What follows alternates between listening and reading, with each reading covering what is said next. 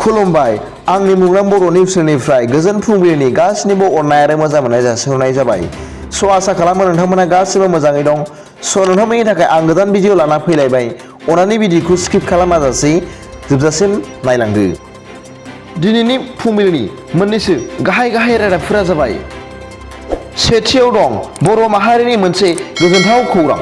मैया बर' फिसा IPS मन'सतगिरिया झारखन्ड रायजोनि जामतारा जिल्ला पुलिस बिफाननि SP महरै बिबान मोनबाय।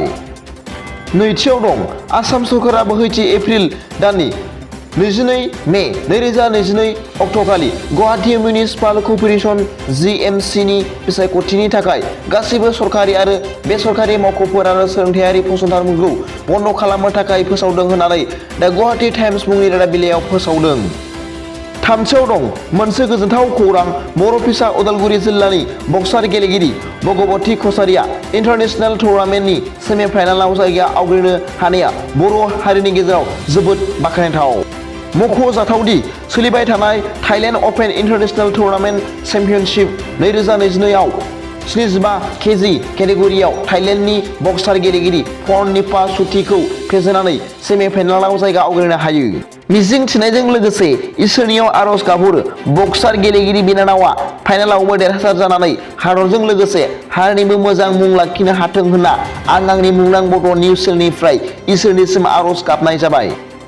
ब्रैथियाव दं इउक्रेननि हादरगिरि भल'डाइमिर जेलेन्स्काया फोरमायदों दि रासिया आरो इउक्रेननि दावहाया 43 दिनसिमाव हाबनायलाय निउक्लियार बम्ब बाहायनायखौ नागारथावला होनना बिथाङा फोथायो।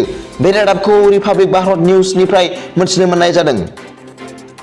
बाथियाव दं चाइनानि देरसिन नोगोर सांहाइआव 25 मिलियन सुबुंफोरा दासिमबो निउ भेरिएन्ट कभिडनि थाखाय लकडाउन सोलिबाय थानायनि जाउनाव न'नि सिमा सिङावनो गोबाव सम थांनांगौ जानायलाय बेदर, माइरं आरो गुबुन जाग्रा आदारफोरनि आंखालाव गोग्लैनायजों जुजिनो गोनां जादों होनना द टाइम्स अफ इन्डिया मुंनि रादाब बिलाइयाव फोरमायदों।